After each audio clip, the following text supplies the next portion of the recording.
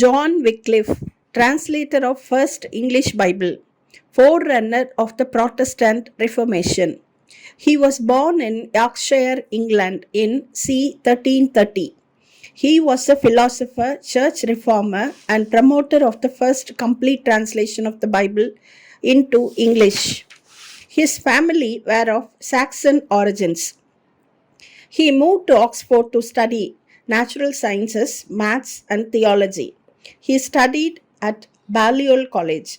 He became a Bachelor of Divinity about 1369 and a Doctor of Divinity in 1372. He was an Oxford professor who believed that the teachings of the Bible were more important than the earthly clergy and the Pope.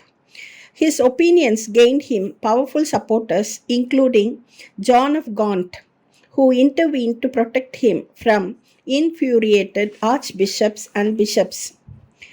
The theories he developed required the church to give up its worldly possessions, and in 1378 he began a systematic attack on the beliefs and practices of the church. In the meantime, Rome had demanded financial support from England, a nation struggling to raise money to resist a possible French attack. Wycliffe advised his local lord, John of Gaunt, to tell Parliament not to comply. He argued that the church was already too wealthy. Such opinions got Wycliffe into trouble, and after the hearing, Pope Gregory XI issued church edicts against Wycliffe and was accused on 18 counts and was called the Master of Errors. At a subsequent hearing, he replied, "I am ready to defend my convictions even unto death. I have followed the Holy Scriptures and the Holy Doctors." The Pope and the Church were second in authority to Scripture. Because of his popularity in England and a subsequent split in the papacy, Wycliffe was put under house arrest and left to pastor his Lutterworth parish. He wrote against the doctrine of transubstantiation, which means the substance of the bread and wine used in Eucharist is changed into the body and blood, and he challenged indulgences. He repudiated the confessional. Private confession was not ordered by Christ and was not used by the apostles. He reiterated the biblical teaching on faith. Trust wholly in Christ, rely altogether on his sufferings, beware of seeking to be justified in any other way than by his righteousness. Believing that every Christian should have access to Scripture, he began translating the Bible into English. The church bitterly opposed it. The pearl of the gospel is scattered and trodden underfoot by swine. Wycliffe replied, "Englishmen learn Christ's law best in English. Moses heard God's law in his own tongue. So did Christ's apostles." In 1382, he translated the Latin Vulgate into Common English.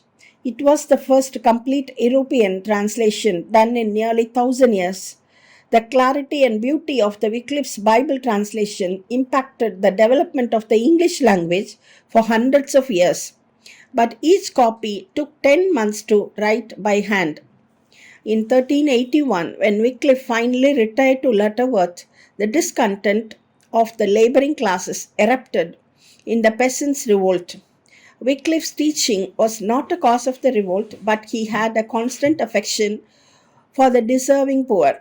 So after that revolt, many of his works were condemned and banned. That year, he suffered his first stroke at Lutterworth, but he continued to write until he died from another stroke in December 1384. He died before the translation was complete, and his friend Pureway is responsible for the version of the Wycliffe Bible we have today. 43 years after his death, officials dug up his body, burned his remains, and threw the ashes into the river Swift. Still, they couldn't get rid of him. His teachings, though suppressed, continued to spread, and he was the forerunner of the Protestant Reformation. Repeatedly burned by church authorities, copies of Wycliffe's Bible continued in use for over a century, and this work greatly influenced William Tyndale, who made the first printed translation of the New Testament into English. Followers of Wycliffe were called Lollards, who were committed to opposing the institutionalized Catholic Church. Wycliffe's famous quotation, "The higher the hill, the stronger the wind. So the loftier the life, the stronger the enemy's temptations." Thank you.